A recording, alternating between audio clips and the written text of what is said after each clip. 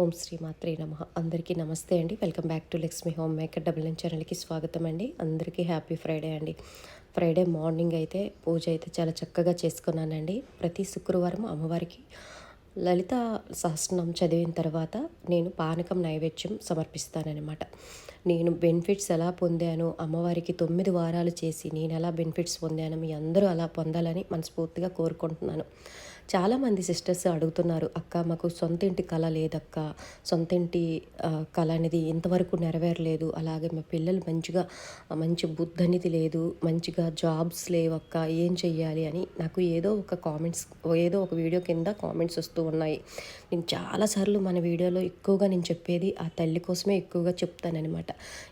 ఎటువంటి పరిష్కారంకైనా సరే ఒక్కటేనండి, లలితా సహస్రనామం ఖడ్గమాల చదవండి, చాలా చాలా మంచి రిజల్ట్స్ అయితే వస్తాయని ఎన్నోసార్లు చెప్పాను.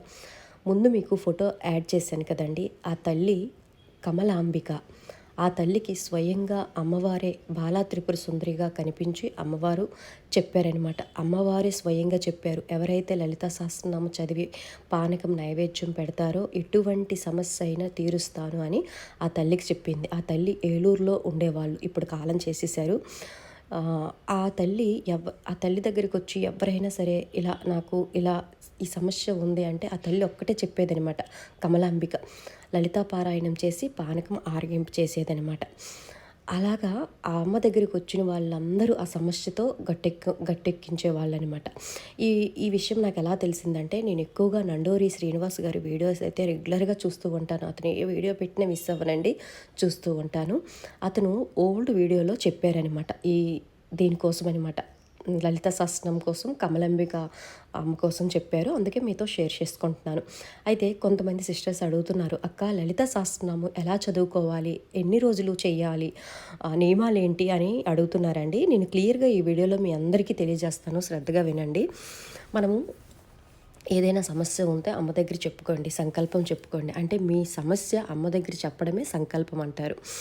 అయితే లలిత సహస్రనామము మీరు ఎలా చదువుకోవాలి అనేది నేను మీ అందరికీ క్లియర్గా చెప్తానండి. చాలామంది లలిత సహస్రనామం చదవడం రాదు. ఈ ఈ ఇప్పుడుండే జనరేషన్ చాలా వరకు పారాయణాలు చేస్తున్నారండి. ఇంకా కొంతమంది భయపడిపోతున్నారు, లలిత సహస్రనామం చదివితే ఎక్కువగా తప్పులు వస్తాయి, ఏదైనా జరుగుతుందేమో అని భయపెట్టేస్తున్నారండి.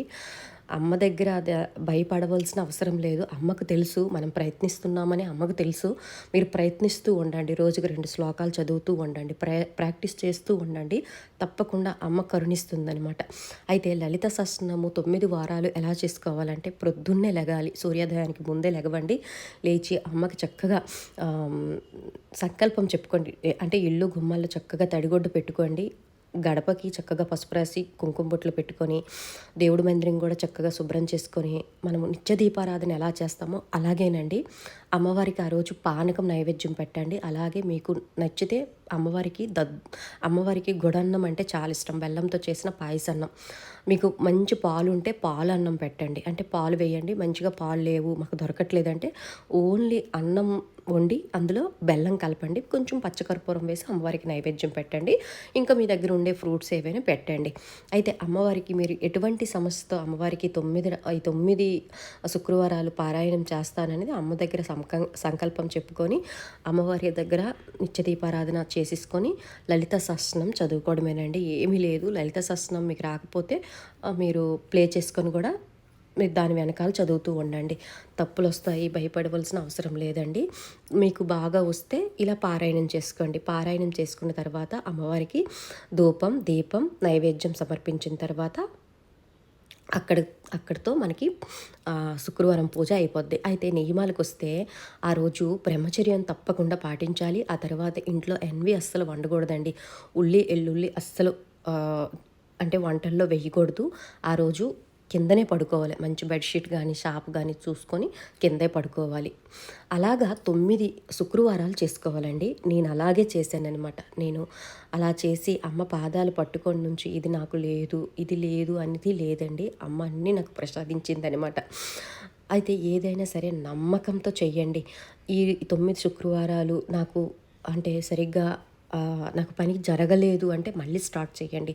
వదిలిపెట్టొద్దు. అమ్మకి చేస్తూ ఉండండి. అయితే ఎప్పుడు కూడా లలిత సహస్రనామం చదివేటప్పుడు టైమింగ్స్ మాత్రం పెట్టుకోండి. నేను ఎన్నోసార్లు చెప్పాను. నండూరు గారు కూడా అలాగే చెప్పారు. మనము నిత్య దీపారాధన చేసినా సరే, అలాగే ఏదైనా పారాయణం చేసినా సరే, సప్త శనివారాలు చేసినా సరే ఒకే టైమింగ్ పెట్టుకోండి. అలా పెడితేనే అమ్మ మనకి కనెక్ట్ అవుతారనమాట. ఏదో చేసాము ఈరోజు అంటే ఈ శుక్రవారం మనం ఎర్లీగా లేసాము, నెక్స్ట్ శుక్రవారం ఎర్లీగా లేకపోతే అలా చేయకండి. ఏదో ఒక టైం పెట్టండి. ఎక్కువగా పొద్దున్న చేయడానికి ట్రై చేయండి. బ్రహ్మముహూర్తంలో మంచి రిజల్ట్ అయితే వస్తుంది. మీకు ఉదయం కుదరకపోతే సంధ్య వేళలో చేసుకోండి. ఈవినింగ్ అయినా చేసుకోండి. లలితా సహస్రనామం చదివిన తర్వాత చాలా చాలా మన బాడీలో హీట్ జనరేట్ అవుతుంది. అందుకోసమే పానకం మనము అమ్మవారికి ఆరగింపు చేసిన తర్వాత మనము ఇంటల్లపాది తాగాలన్నమాట ఆ పానకం. ఇలా 9 శుక్రవారాలు చేయండి. చాలా చాలా మంచి రిజల్ట్ అయితే మీరే చూస్తారు. నేను అనుభవంతో చెప్తున్నానమాట. అలాగే లలిత సహస్రనామంతో పాటు మనము దేవి ఖడ్గమాల కూడా చదువుకోండి. దేవి ఖడ్గమాల కుంకుమ పూజ చేసుకోండి. అలాగే లలితామాతను మనము పారాయణం చేసేటప్పుడు అంటే 9 శుక్రవారాలు పారాయణం చేసేటప్పుడు ఒక గిన్నెలో లక్ష్మీ అమ్మవారిది కానీ, లలిత అమ్మవారి ఫోటో దగ్గర కానీ ఒక తమలపాకు పెట్టుకొని, ఆ తమలపాకులో ఒక అమ్మవారి విగ్రహం, ఏ విగ్రహం ఉంటే మీ దగ్గర ఆ విగ్రహం పెట్టుకొని అమ్మవారికి కుంకుమ పూజ మాత్రం తప్పకుండా చేసుకోండి. లలిత సహస్రనామం చదివిన తర్వాత అక్కడ గ్లాస్తో ఒక నీళ్ళు కూడా పెట్టుకోండి. లలిత సహస్రనామం అంతా అయిపోయిన తర్వాత ఆ గ్లాస్లో మనకి అంటే శక్తి అనేది పెరుగుతుంది. ఆ గ్లాస్పై ఆ నీళ్ళు పెట్టే గ్లాసు ఉంటుంది కదండి, అది మనం చేయి పెట్టి లలిత సహస్రనామం చదివితే దానికి శక్తి అనేది వస్తుంది. ఆ వాటర్కి ఏవైనా సరే చిన్న చిన్న సమస్యలు ఉన్నా సరే మనకి పోతాయి అనమాట. అదొకటి చెయ్యండి. కుంకుమ పూజ చేసుకోండి. ప్రతిసారి కుంకుమ వేయవసరం లేదండి. కొంచెం అప్పుడప్పుడు వేస్తే సరిపోతుందనమాట. లలిత సహస్రనామము భక్తి శ్రద్ధలతో చదవండి. చాలా చాలా మంచి మీకు బెనిఫిట్స్ అయితే వస్తాయండి. అలాగే నేను ఇంకొక విషయం మీ అందరూ చెప్తాను. అంటే పారాయణం కాకుండా అంటే 9 శుక్రవారాలు చేస్తే చాలా మంచిది. లేదు మండలం పాటు 42 రోజులు చేస్తే కొంచెం అన్ని ఇంట్లో బంద్ చేయాలి. మనం కార్తీక మాసంలో ఎలా నెల రోజులు ఎన్వి వండము, బ్రహ్మచర్యం పాటించము అవన్నీ చేయాలి. ప్రతిరోజు పారాయణం చేసిన వాళ్ళకి ఇవేవి వర్తించవన్నమాట. అంటే బ్రహ్మచర్యం కింద పడుకోవడం ఇవన్నీ వర్తించవన్నమాట. ప్రతిరోజు కొంతమంది పారాయణం చేసిన వాళ్ళు ఉంటారండి. మార్నింగ్ ఈవినింగ్ అలా కూడా చేసుకోవచ్చు. చాలా చాలా మంచిదనమాట. నేనైతే ఈరోజు చక్కగా అమ్మవారికి పానకం పెట్టాను. ఇంట్లో ఫ్రూట్స్ ఏమీ లేవండి, డ్రై ఫ్రూట్స్ పెట్టేశాను. మీరు ఏమీ లేవు అని కూడా ఆలోచించవద్దు. చక్కగా అమ్మవారికి మీకు ఏది ఉంటే మన ఇంట్లో డ్రై ఫ్రూట్స్ కానీ బెల్లం ముక్క ఉన్నా ఏది ఉన్నా సరే అమ్మకి సమర్పించుకొని చక్కగా పారాయణం చేసుకోండి. అమ్మ భక్తి చూస్తుందనమాట. మనం ఎలా చేసామా అనేది కాదండి, భక్తి ముఖ్యము. అమ్మవారి దగ్గర భక్తి ముఖ్యము. చాలా క్రమశిక్షణంగా చెయ్యాలి. చాలా పద్ధతిగా ఉండాలన్నమాట. మనం శారీ కూడా కట్టుకోవాలి, కాలికి పసుపు రాసుకోవాలి, తాలిబట్టికి పసుపు రాసుకోవాలి, నిండుగా గాజులు వేసుకోవాలి. ఇవన్నీ చెయ్యాలన్నమాట. ఓకేనా? ఇలా 9 శుక్రవారాలు పారాయణం చేస్తే చాలా చాలా మంచిదండి. నేను ఎన్నో వీడియోలు 9 శుక్రవారాలు పారాయణం చేసిన తర్వాత లాస్ట్ శుక్రవారం మీకు స్తోమత ఉంటే చక్కగా ఒక 9 మందికి ముత్తైదులకి పిలిపించి ఒక రైక, ఆ తర్వాత ఫ్రూట్స్ ఇలా మనము తాంబూలం, అందరికీ తెలిసిందే కదా, తాంబూలం ఇస్తే చాలా చాలా మంచిదనమాట. మీ కోరిక అనేది తప్పకుండా నెరవేరుతుంది. చాలామంది అక్క మేము 9 శుక్రవారాలు చేసాము ఇంకా మాకు రిజల్ట్ రాలేదంటే మళ్ళీ స్టార్ట్ చేసుకోండి. వదలకండి, అస్సలు వదలకండి. అమ్మకి పిలుస్తూ ఉండండి, అమ్మ దగ్గర కష్టం చెప్తూ ఉండండి. నేనైతే అనుభవంతో చెప్తున్నానండి. నాకు అమ్మ పాదాలు పట్టుకున్నప్పటి నుంచి నాకు చాలా చాలా ఎన్నో మిరాకిల్స్ అయితే జరిగాయండి. అందుకే అందరికీ చెప్తున్నాను, మనకి ఎటువంటి కష్టం వచ్చినా సరే ఇతరులకి చెప్పొద్దు, ఎవ్వరికి చెప్పకండి, చులకన అయిపోతారు. అమ్మ దగ్గర దేవుడి మందిరంలో కూర్చొని అమ్మ దగ్గరే మన బాధ చెప్పుకోండి. దేనికోసం మీరు చేస్తున్నారు అనేది ముందే అమ్మ దగ్గరే సంకల్పం చెప్పుకోండి. అమ్మ నాకు సొంత ఇంటి కళ నెరవేరాలి, చాలా రోజులు బట్టి మాకు సొంత ఇల్లు లేదు, మాకు ప్రసాదించమ్మా అంటే అమ్మే అన్నీ చూసుకుంటుందనమాట. ఓకేనా? ఈ విధంగా చేసుకోండి. నేను చెప్పాను కదా 9 శుక్రవారాలు పారాయణం చేసిన తర్వాత 9వ శుక్రవారం మీరు తప్పకుండా గుళ్ళో కానీ ఇంటి దగ్గర కానీ ముత్తైదులందరికీ పిలిచి చక్కగా దక్షిణ తాంబూలాలు నిండుగా ఇవ్వండి. చక్కగా పువ్వులు, అలాగే రవిక, ఆ తర్వాత 2 అరటిపళ్ళు, ఒక్క ఆకు చెక్క, అవన్నీ తెలిసినవే కదా, అవన్నీ చక్కగా ఇవ్వండి. దాంతో మనకి 9 శుక్రవారాలు మనకి పూర్తయిపోతాయి అన్నమాట. అయితే ఇంకొక విషయం ఏంటంటే ప్రతి రోజు పారాయణం చేసిన వాళ్ళకి ఇవన్నీ ఏమీ వర్తించవు. మండలం పాటు చేసిన వాళ్ళైతే ఇలాగే చేయాలనమాట. మీకు చెప్పాను. మీకు అర్థమైందనుకుంటున్నాను ఫ్రెండ్స్. చాలా చాలా మంచిదనమాట. అలాగే ఇక్కడ నేను శుక్రవారం మొత్తం పూజ అంతా అయిపోయింది. ఇక్కడ బ్రేక్‌ఫాస్ట్ అయితే చేసుకుంటున్నానండి. ఇప్పుడు సమ్మర్ స్టార్ట్ అయిపోయింది కదండీ! కొంచెం ఎర్లీగా దీపారాధన చేసుకుంటే ఎక్కువగా మనకి వేడంటూ ఉండదు. నేను తొందరగా దీపారాధన చేసుకొని తొందరగా వంట చేసేస్తున్నానండి. ఎందుకంటే కిచెన్‌లో అసలు ఉండలేకపోతున్నాం. చాలా వేడిగా ఉందనమాట. ఇక్కడ నేను మిల్లెట్స్‌తో కిచిడి చేసుకుంటున్నాననమాట. ఇక్కడ నేను కొర్రలు నానబెట్టుకున్నాననమాట నేను నైటే. ఎప్పుడైనా మిల్లెట్స్ మనం బ్రేక్‌ఫాస్ట్ చేసుకోవాలన్నా, నైట్ డిన్నర్ చేసుకోవాలన్నా సరే చాలా ఎక్కువసేపు నానాలనమాట. ఇవి లోపల కూడా లోపలికి వెళ్ళి చక్కగా పీచు పదార్థం కదా! లోపల వరకు చక్కగా నానాలంటే ఒక 6 అవర్స్, 7 అవర్స్ నానబెట్టుకోవాలి. మార్నింగ్ బ్రేక్‌ఫాస్ట్ చేద్దామంటే ఈ రాత్రే నానబెట్టుకోండి. మీరు నైట్‌కి అంటే డిన్నర్ తింటారంటే మార్నింగ్ నానబెట్టుకోండి. బాగా నానుతాయి.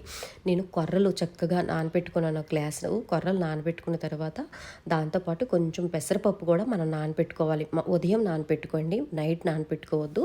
ఒక అరగంట ముందు నానబెట్టుకుంటే చక్కగా పెసరపప్పు నానిపోతుంది. అందులో చక్కగా నెయ్యి వేసుకొని మిరియాలు, జీలకర్ర, ఆవాలు, ఉల్లిపాయలు, ఎండుమిరపకాయలు, పచ్చిమిరపకాయలు మీ ఇంటి దగ్గర ఏ వెజిటబుల్స్ ఉంటే ఆ వెజిటబుల్స్ వేసి చక్కగా ఫ్రై చేసేయండి. అయితే ఈ కొర్రలు వండేటప్పుడు మాత్రం కొంచెం పెద్ద ప్యాను అంటే కొంచెం మందంపాటి ప్యాను కింద చక్కగా మందంగా ఉండాలి. ఎందుకంటే ఇది కలుపుతూ ఉండాలి. కింద అడుగు పట్టేస్తుందండి. అందుకే నేను ఎప్పుడు కుక్కర్లోనే వండుతాను. అయితే చాలామంది కుక్కర్లో విజిల్ పెట్టేస్తున్నారండి.